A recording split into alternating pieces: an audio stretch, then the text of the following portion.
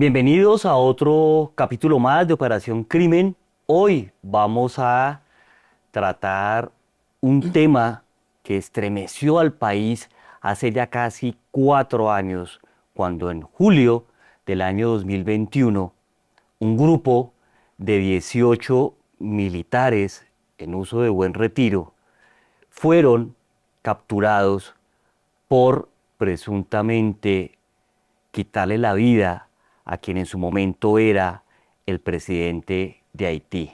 Unos hechos confusos ocurridos en la ciudad de Puerto Príncipe, donde resultaron estos compatriotas nuestros involucrados, capturados, y que aún hoy día, casi 4 años después, no se ha podido esclarecer completamente cuáles fueron esas circunstancias, y ellos siguen privados de la libertad en ese país. Tenemos como invitado al doctor Nelson Romero, abogado de uno de los militares retirados que está inmerso en este proceso judicial, quien también perteneció a las fuerzas militares, es sargento primero retirado. ¿Cuánto tiempo estuvo, doctor, en la fuerza? 21 años. 21 años. Muy bien. Y en primer lugar, pues darle la bienvenida a Operación Crimen. Gracias. Por lo general tenemos aquí o teníamos una cara bonita que era de una de nuestras periodistas, em, pero pues lamentablemente ya nos va a acompañar, y me han dado la responsabilidad de trabajar y dirigir este programa de aquí en adelante. Y en ese sentido, además de la bienvenida, pues quisiera preguntarle, ¿cómo llega usted al caso, doctor Romero? Bueno, mi nombre completo es Nelson Romero Velázquez. Siempre me gusta el nombre completo para que vean que soy yo y no otro. Muy bien, Y segundo, que el segundo apellido es el de mi madre. Entonces, muy bien. eh, yo llego al caso. Yo soy un servidor social. Siempre he sido un servidor social. Y como militar creo en mis fuerzas militares, creo en los militares. Sé de la estructura que se nos da en la institución militar. Y cuando se presenta la situación digo yo, no es cierto, eso no es cierto. Entonces, eso se presentó el 7 y apenas salió la noticia yo salí por las redes y me puse a disposición de todas las familias. Yo desde el primer día estoy acompañando a todas las familias, Ujú. no es a uno, sino a todas las Ah, familias. ok. Y me puse a disposición de ellos y empezamos a verificar cuál era la situación y empezaron a ubicarme, empezamos a ubicarnos y finalmente a los pocos días ya habíamos armado un grupo con todas las familias a las cuales empecé a asesorar y orientar desde el primer día. Lo más difícil era empezar a hacerles entender y a nosotros mismos entender qué era la posibilidad de lo que estuviera pasando. Desde esa forma es que llego a estas familias. Muy bien. Los medios de comunicación empezaron a decir básicamente que este era un grupo de mercenarios, esa fue la etiqueta que utilizaron, que supuestamente habían sido contratados previamente para fraguar un plan, y a través de ese plan quitarle la vida al entonces presidente de Haití. ¿Qué es lo que usted encuentra en lo que empieza a indagar en la defensa de todos estos militares retirados y en sus versiones? ¿Qué es lo que usted empieza a encontrar ahí?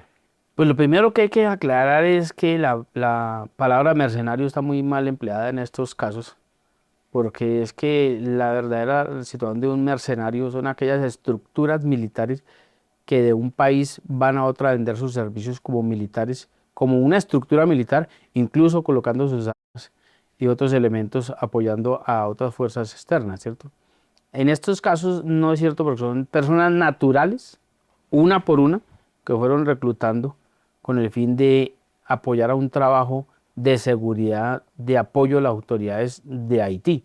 Lo mismo que hacen en la mayoría de países en Colombia, incluso los colombianos asesoran a las tropas de Estados Unidos Ujú. en la mayoría de las situaciones de preparación porque el ejército colombiano es el mejor ejército del mundo.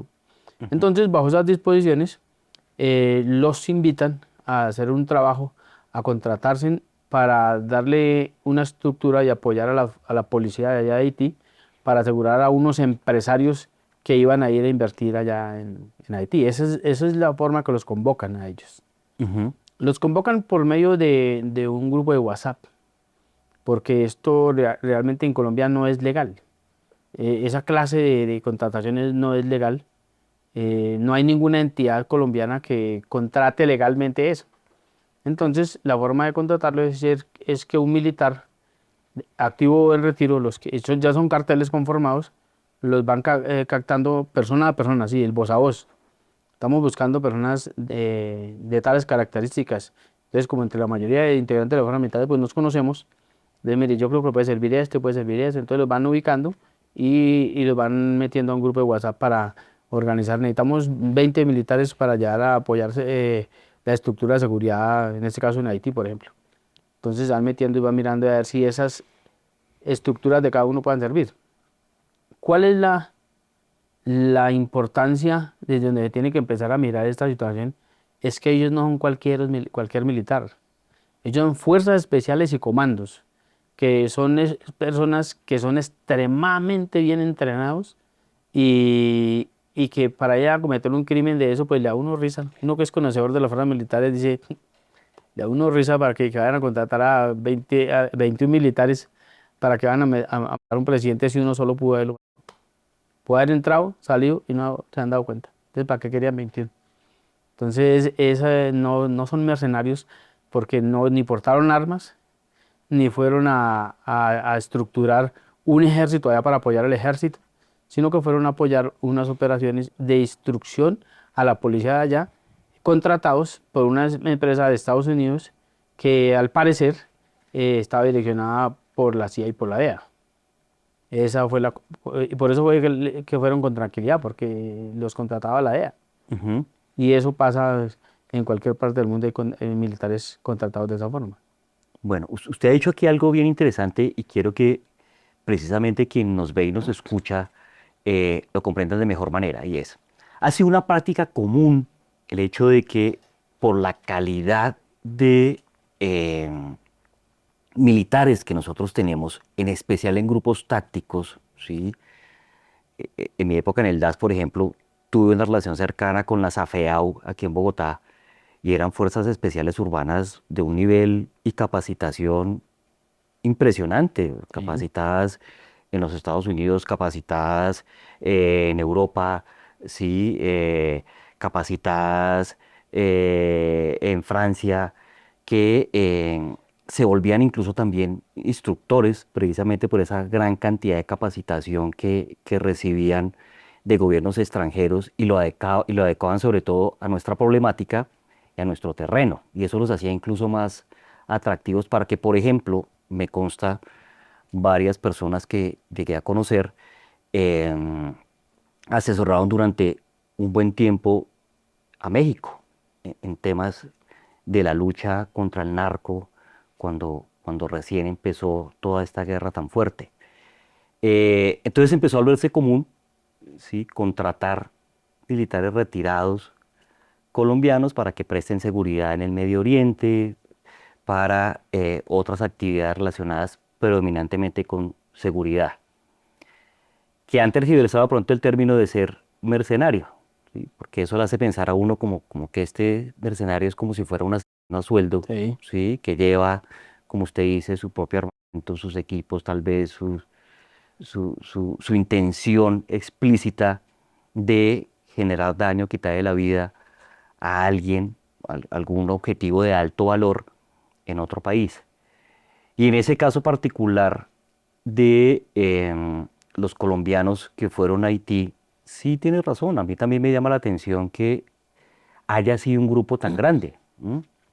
Hace poco, por ejemplo, para hacer unos trabajos muy específicos aquí en Colombia, y sobre eso hicimos aquí un programa, un podcast, donde tuve la oportunidad de invitar a un experto, se contrató un francotirador. ¿Mm? Los francotiradores son también muy específicos, muy exclusivos. Esta no es gente del común, es decir, no es un militar común. ¿Ah? Es alguien que tiene un entrenamiento muy particular, muy concreto y que efectivamente está hecho solamente para esa labor. Y basta con uno solo. Sí, no hay más. No se necesitan eh, 18 como en este caso en particular. ¿Tuvo usted, pregunto ahora, la oportunidad de ir a Haití, de hablar personalmente con los militares que están allá privados de la libertad? No, señor, no nos han dado la oportunidad. ¿Por qué? No quieren que tengan defensa, la verdad es esa. Es que todo lo que se ha vendido por los medios ha sido explotación de, de algún periodista que tuvo un ideal y decidió vender su prensa amarillista y empezó a vender y a hacer el negocio. Pero realmente lo que se ha dicho en los medios no es cierto, nada es cierto.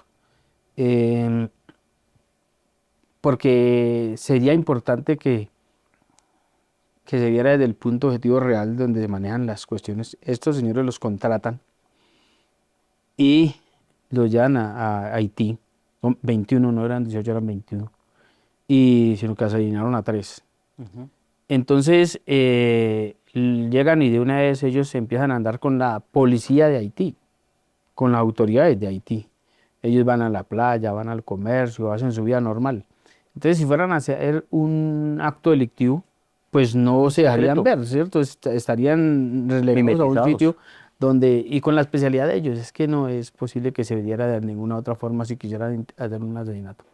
Aparte de eso, hay que tener en cuenta que ellos son fuerzas especiales y comandos y ellos están preparados para recibir órdenes específicas, no generales.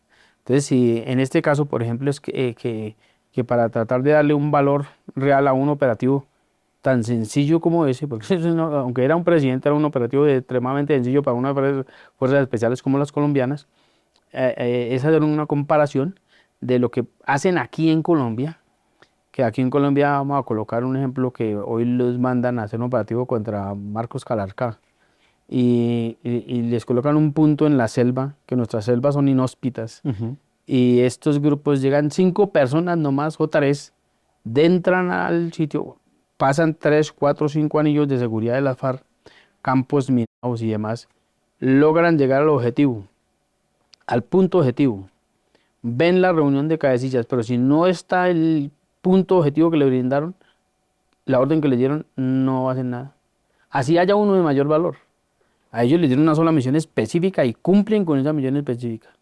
Cuando le dan un tiempo específico, entonces llegan al punto, esperan el tiempo que se les ordenó, o es prudente, y si no llega el blanco objetivo, se retiran, porque iban a ese trabajo específico.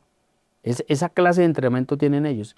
Entonces, compara uno esa estructura de 3 o 5 personas que pueden llegar a unos sitios tan importantes, tan difíciles de llegar.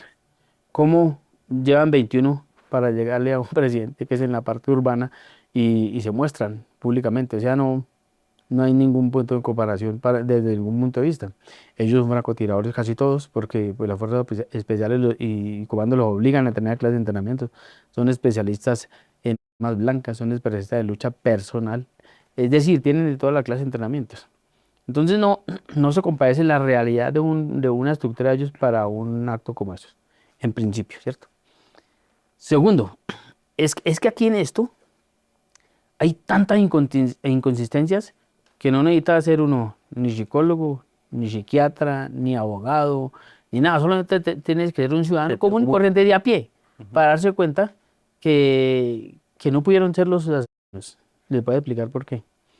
Resulta que ellos llegan, los contratan, llegan allá a Haití, viven común y corriente con el público, hablan con las autoridades, andan con las autoridades, no pasa nada.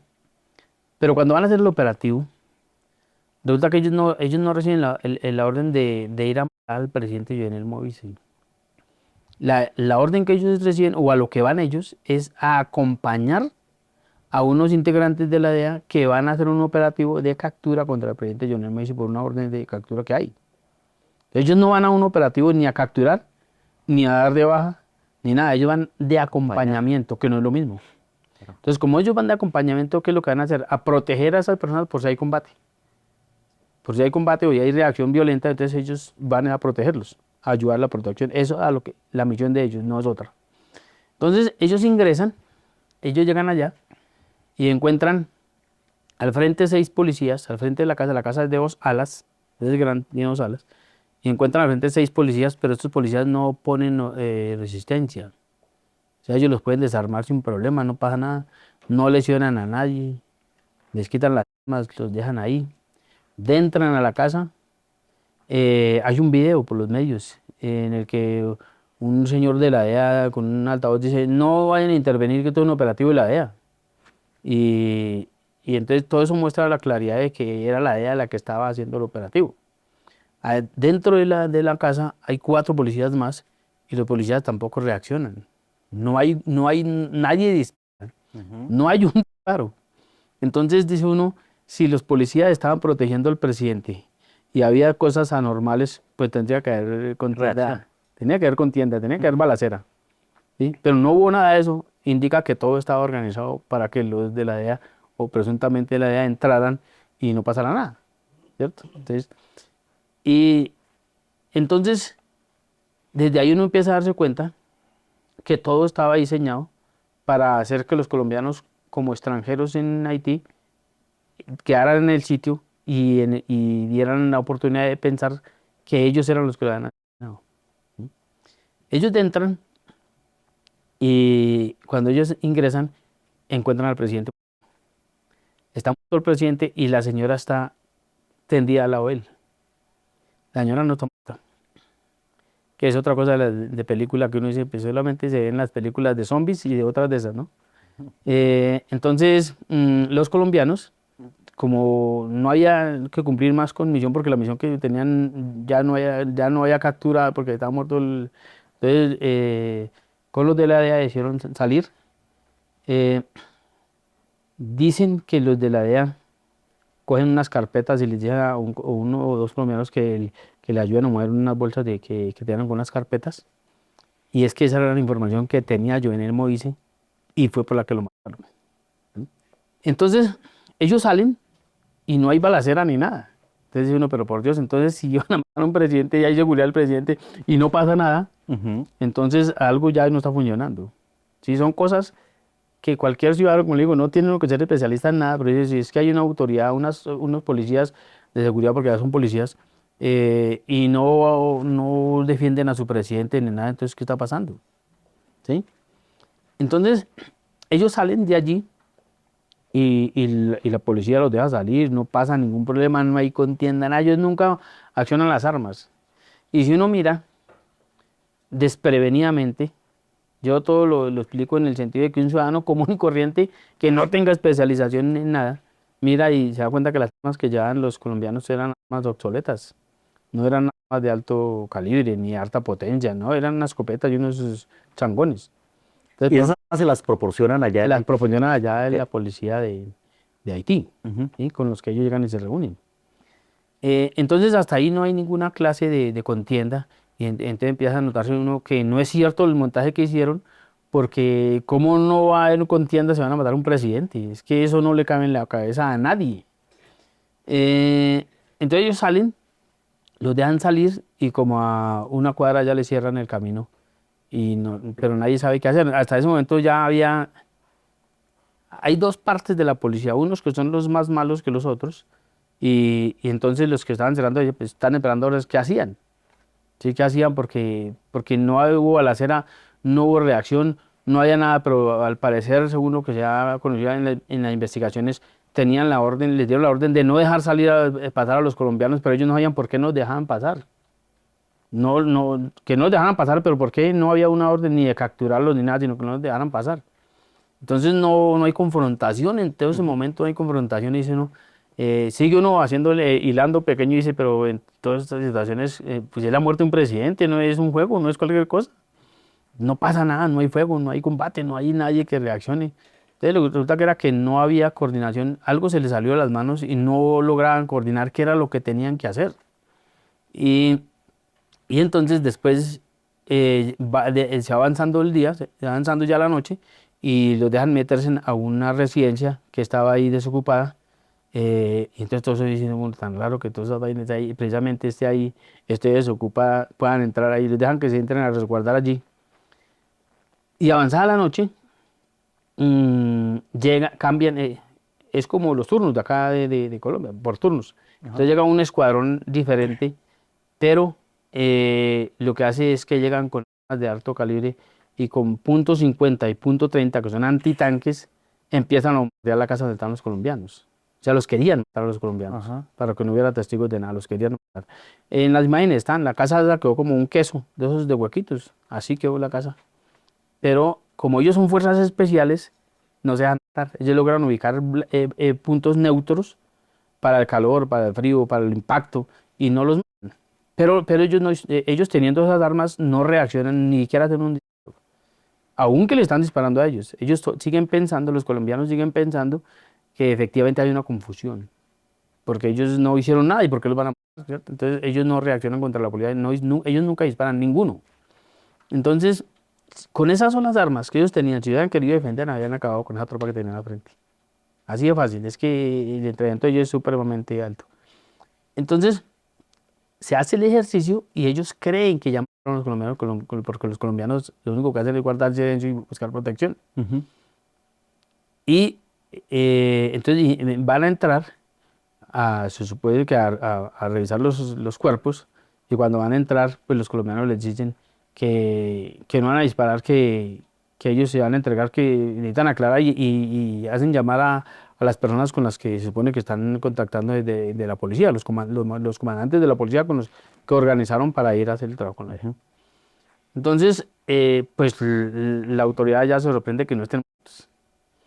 Y los colombianos van a, entonces les dice que salgan para hablar cuál es el tema, y entonces salen 3 colombianos, a los que asesinaron, y cuando están al frente de ellos, entonces les disparan a quemarropa.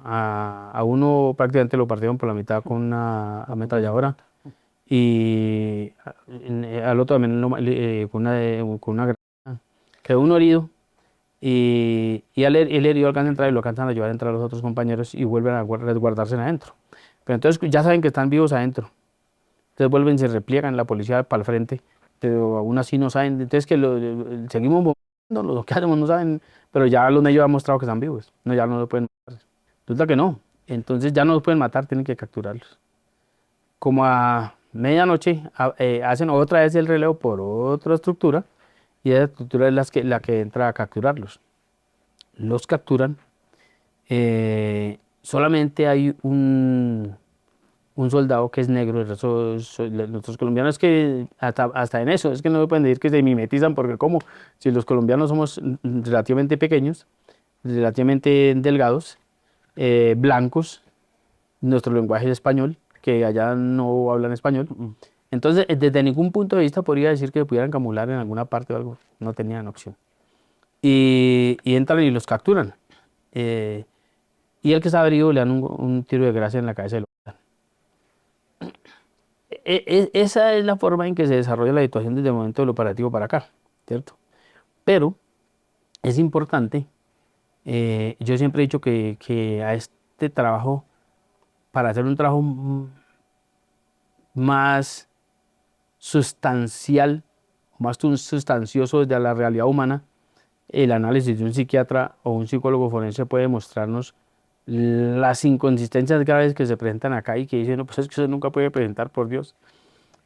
Entonces, volviéndonos a la parte principal, la primera, entonces se escucha el recuento de la señora del presidente Jovenel Moïse, porque ella después declara, y dice, Ujú. no, es que fueron los colombianos. Ella dice, es que fueron los colombianos. Entonces le preguntan que por qué fueron los colombianos, y ella da una declaración que dice uno, es una declaración traída de los cabellos, que no lo cree sino ella, y como le decía anteriormente, una película de zombies o algo así, porque no hay otra posibilidad de creerlo. Ella dice que ella está en el ala derecha con su esposo y con sus hijos cuando escucha ruidos, y ella escucha ruidos y ella presiente que lo van a matar. Entonces, por escuchar ruidos, ¿cómo uno puede presentir que lo van a matar? No, primero el ciudadano que lo encaja, bueno, pero bueno. Eh, y entonces, ¿ella qué hace? Ella coge sus 2 hijos, son 2 hijos, y los lleva al ala izquierda de la casa. Los deja en un baño, encerrados a los niños, y se devuelve donde su esposo. Ujú. Entonces, desde ahí un psicólogo forense podrá deducir que una mujer se vuelve una tigresa defendiendo a sus hijos, no a su esposo.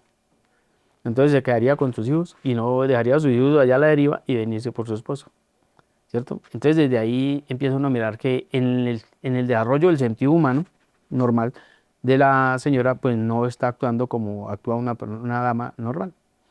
Y ella dice que entonces ella se vino por donde su esposo y cuando ella llegó, entraron los sicarios y le empezaron a disparar y que al esposo le metieron 12 tiros y a ella un tiro en el brazo, ¿cierto? Nunca han mostrado la herida, nunca, en ninguna parte ha aparecido la imagen de la herida. Sabemos que dice que es en un brazo porque, por lo que mostró y porque después que la sacaron, es que el país de urgencias volvió con un tutor del brazo, ¿cierto? Pero entonces, dentro de ese concepto, es a lo que yo me refiero. Si una mujer está al lado de su esposo y le empiezan a disparar, pues normalmente o se lanza contra el agresor o mira a ver cómo ayuda a cuidar a su esposo. Pero ninguna de las dos. Bueno, pues no importa.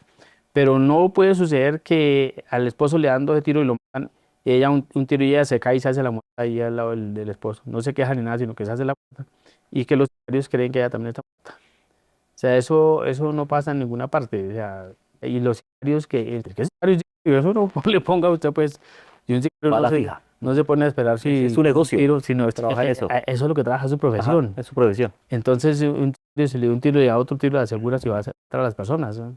Entonces, pero los sicarios que eran los colombianos, pues creyeron que ya estaba muerta y se pusieron a saquear, según eso, ¿no? Entonces, no coinciden esas condiciones con la situación real de lo que se presenta, ¿cierto? Entonces, los colombianos se ven involucrados como los principales por la versión de la señora. Nosotros, desde el campo del derecho, logramos, vamos a la Corte Interamericana de Derechos Humanos, a la Corte Internacional, a la Cruz Roja Internacional, vamos a todos los entes internacionales para protegerles la vida a los detenidos, porque es lo Doctor, primero que... lo quiero interrumpir acá porque voy a hilar un poco fino, como dice usted, de lo que estamos hablando, ¿sí? Porque sí parece una película que ni siquiera Hollywood pudo haber estructurado de mejor manera. O sea, estamos básicamente diciendo que los militares colombianos que tenían un alto nivel táctico son llevados como gancho ciego, que es el término que comúnmente se utiliza, a Haití a prestar unas labores de presunta seguridad, son involucrados en el homicidio del señor presidente de esa época. Al parecer, la esposa, no solamente por salir ilesa, sino por eso que usted muy bien nos ha detallado, pudiera tener una situación de complicidad en esa situación, ¿m? Que el objetivo era darlos de baja a todos ellos, a los 21, por unas circunstancias, fallecen 3 de ellos que son prácticamente asesinados, los otros precisamente por su conocimiento, por su nivel táctico, porque aquí hay hasta memoria muscular, y me consta la habilidad que tienen estos comandos en el momento de operar. Sobreviven, están los medios para no generar una masacre, digamos, de nuestros compatriotas, entonces hacen una captura. Y judicialmente, ¿qué es entonces lo que ocurre? Judicialmente es trágico, porque a ellos los capturan y, y legalmente la constitución de ellos es muy parecida a la de nosotros. Y entonces dice, incluso en la cárcel, dice que 24 horas después de su captura debe ser puesto a disposición de un juez, y así es que debe ser, ¿no? Pero desde el 2021 hasta este año iniciaron audiencias. Nosotros quisimos solicitar, presentar un habeas corpus pidiendo la libertad porque no se les había iniciado un proceso después de 2 años y no fue capaz, no nos recibieron el habeas corpus. No lo recibieron. ¿Qué pasa con la justicia allá? Es que es un país supremamente difícil. Es un país supremamente difícil. Es una isla que está dividida por dos y en el mismo uno mira por oceanografía o por Google Maps y ve que el país, la mitad es verde y la mitad es oscura. La parte oscura es Haití, la parte verde es República Dominicana. Ellos viven en una crisis humanitaria supremamente terrible, y el país lo manejan 5 carteles. Mm, allí nace la santería, allí es donde nace la santería realmente. Y ellos, según la historia, las dos situaciones que enfrentan con base a la religión, ellos hicieron un pacto con el diablo por 200 años. Ujú. Y se les venció hace 15 y volvieron a ronarnos por otros 200. Desde ahí nacen las situaciones difíciles de ese país. Y en la parte jurídica, ellos desde el momento desde el 2021, que se presenta la muerte del presidente Jovenel Moïse, pues acaba de volverse un país peor que antes, un país fallido, y se han tomado el Palacio de Justicia como 5 veces. Ujú. Han acabado con los elementos penales probatorios, con las evidencias físicas, no dejan avanzar los procesos.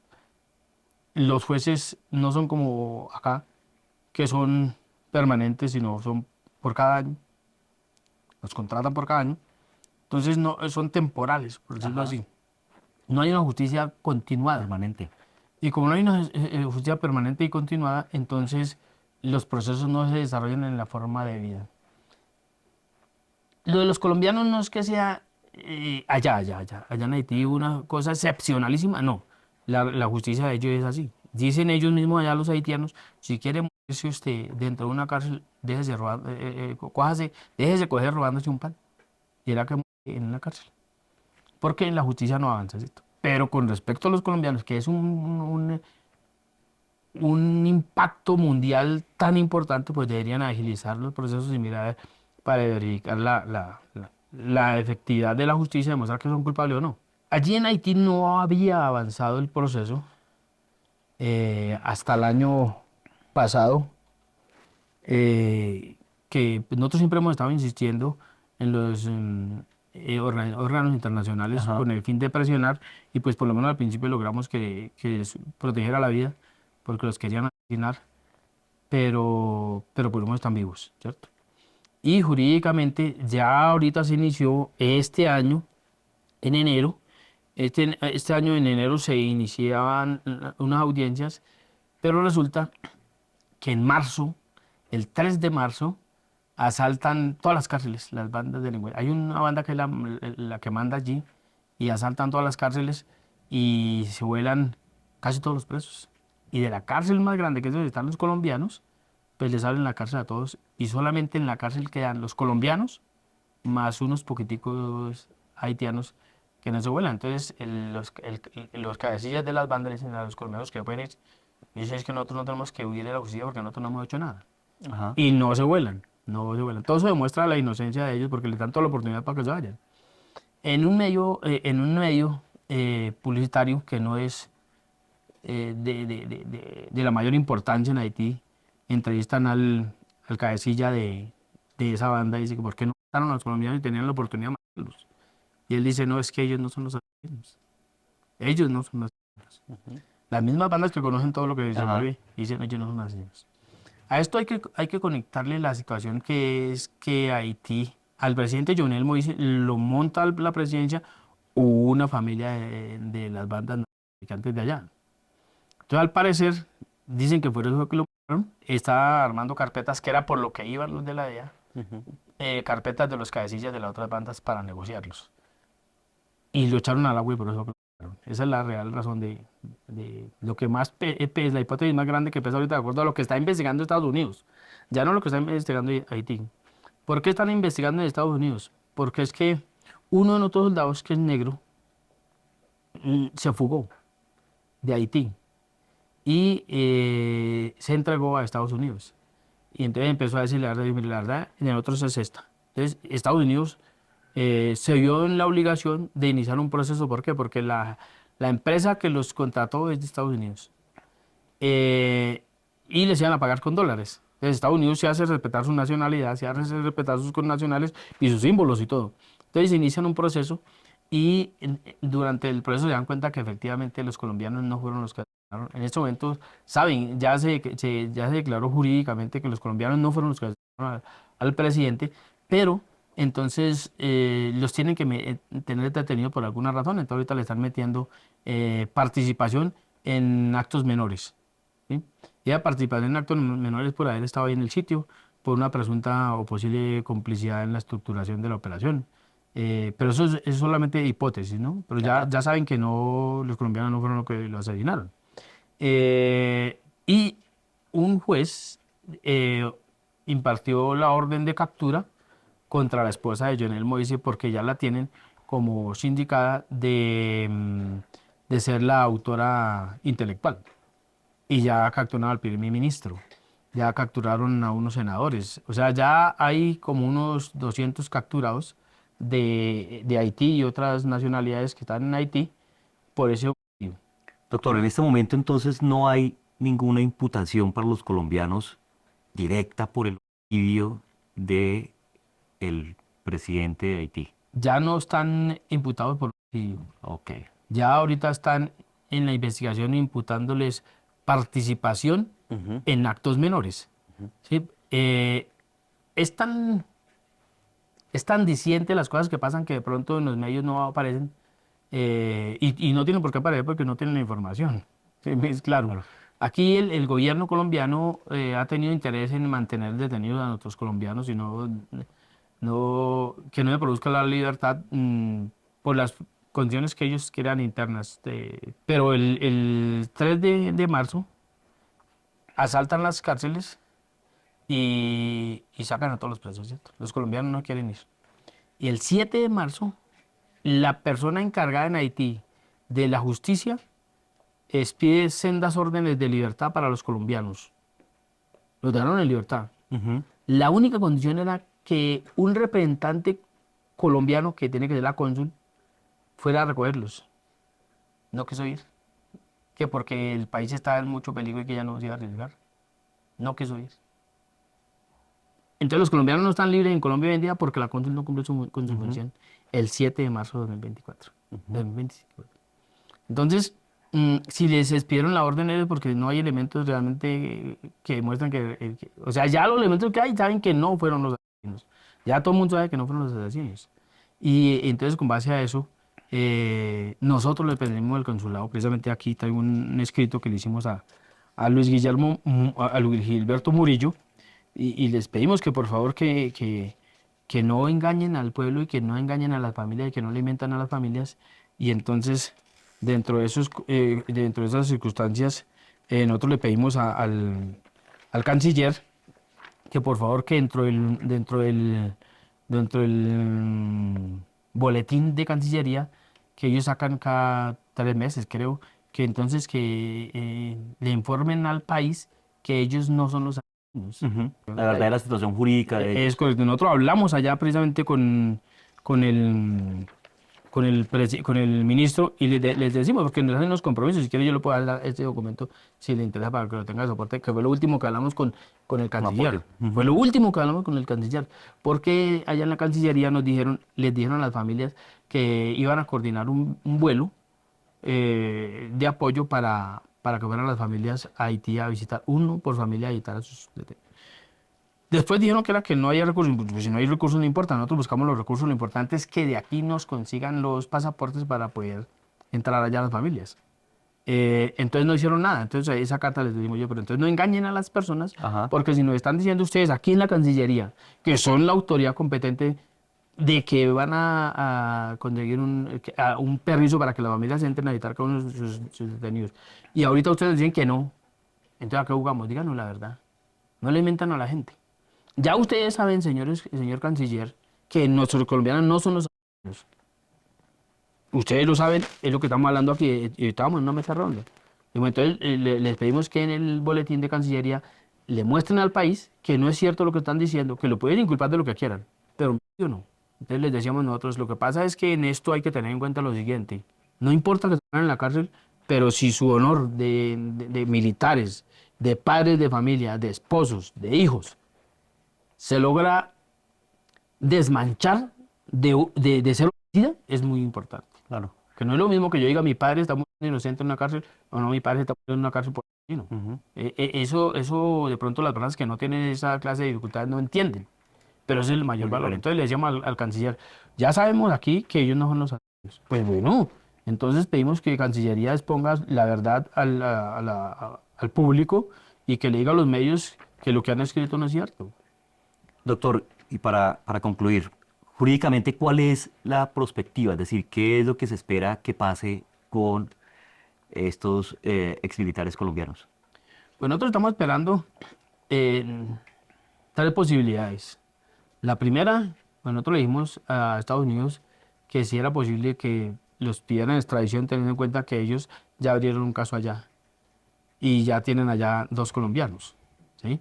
El colombiano que se entregó, que es un soldado, y el capitán que los extraditaron. Ujú. Esa es una de las posibilidades que estamos mirando. Pero la otra posibilidad, y es la que nosotros le decimos al gobierno nuestro, es ustedes como los padres de esos connacionales que están allá, pues abran un proceso acá, porque son nuestros connacionales y pídanlos en extradición. Eso se puede hacer, claro, todo eso se puede hacer. Todo eso se hace. Esto es meramente político, realmente jurídico, no es que tenga mucho peso, pero político Diplomático. sí. Político y la diplomacia es política. Ujú, sí. Y entonces la versión es, pero entonces, ¿qué hace nuestro presidente?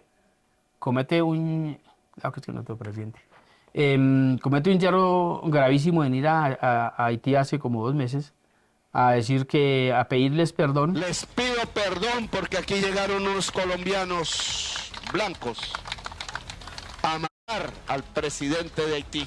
porque colombianos blancos con corazón negro fueron el presidente. O sea que nuestro presidente, violando la Constitución y la ley, el Código Penal y el de procedimiento penal, aplica la presunción de culpabilidad y no la presunción de De inocencia. inocencia. Porque ya sabiendo, porque él ya sabe, los altos mandos gubernamentales, partiendo desde el cónsul, ya saben que ellos no son culpables, porque ya se declaró que ellos no son los agresores. Entonces, eso hace que la disposición Escuche. judicial eche un reversazo. Y es que si Nelson Romero Velázquez, como ciudadano colombiano, va y dice esas palabras, pues no pasa nada. Pero es que es el presidente. Es el presidente que va y los condena. Entonces, ahí es donde queda la situación de que lo que podríamos esperar y lo que le hemos pedido al gobierno colombiano, que haga un proceso aquí en Colombia y que si encuentran elementos materiales probatorios que los castiguen. Es que nosotros no estamos pidiendo impunidad, nosotros estamos pidiendo justicia. Yo hablo a nombre de todas las familias, de los 21 integrantes, porque a todos los represento. Yo hablo a nombre de todas las 21 familias que, que, que les permitan llevar un juicio justo. No queremos ni que acomoden pruebas, ni que quiten pruebas, ni que Ujú. coloquen otras. No, no, no. Que hagan una investigación justa, correcta y que los declaren lo que quieran declararlos. Pero que sea un justo, un proceso Juicio justo. justo. Sí, que donde se les escuche, como se les está escuchando ahorita, pero yo no sé si ustedes verían por YouTube, uno de nuestros militares allá está declarando, pero como ellos declaran en su lengua española y tienen que hablar un traductor, entonces al parecer el traductor estaba diciendo algo que no era tan correcto y el colombiano dice, Libertad. espera un momentico, es que yo quiero decir aquí, es que yo no me estoy declarando culpable de nada, es que yo no puedo declararme culpable de nada de lo que yo no he hecho. Ese video está rodando ahorita por las redes fuertemente porque es que se muestra que aparentemente no podría yo confirmar lo contrario, que tergiversan las declaraciones para poder mantenerlos inculpados, ¿cierto? También es importante, por ejemplo, ustedes que manejan el periodismo se dan cuenta que dentro de el primer audio que desapareció de un teniente decía es que la orden que tenía era de matar hasta la mascota y resulta que no lesionan a nadie. Entonces, ¿en qué coincide lo que decía ese audio a lo que pasó? Nada. Doctor Nelson, agradecerle por haberlos ilustrado sobre esta situación que no podemos olvidar, ¿sí? Menos ahora que próximamente se van a cumplir 4 años de tener a nuestros connacionales ahí privados de la libertad en este país, en esta situación tan complicada, que afortunadamente, como usted muy bien nos ha mencionado en el programa, ya se está dilucidando, ya se está decantando y esperemos que llegue a feliz término. Mil gracias. No, yo le agradezco a ustedes por permitirnos decir nuestra verdad. Em, yo hablo en el nombre de todas las familias que están tan dolidas, todos esos hijos que están creciendo sin hijos, Vale. y tengo en ese momento que acusar al gobierno, no el de turno, no, digo al gobierno en general, que nunca ha hecho nada para que esto no se presente. Porque es que los militares, como este humilde servidor, que dura más de 20 años en Colombia, tienen que quitarse un uniforme de guerra por colocarse un uniforme de celador porque no están preparados para nada más. Y un muchacho que a los 18 años, hasta los 18 años, antes de que cumpla los 18 años, no es ciudadano, es un joven, Ujú. entonces no puede contratar, no puede negociar, no puede hacer nada. Y cumple los 18 años y la obligación primordial es irse a definir su situación militar. Entonces, casi todos, la mayoría de los militares somos estrato 1, 2 y 3. Entonces, esos jóvenes de estrato 1, 2 y 3, al ir a presentarse a las fuerzas militares, pues tienen como primera opción laboral, pues las fuerzas militares. Entonces, el mismo Estado los induce a ir a ser militares, ¿cierto? Y entonces van a un soldado que va a guerrear.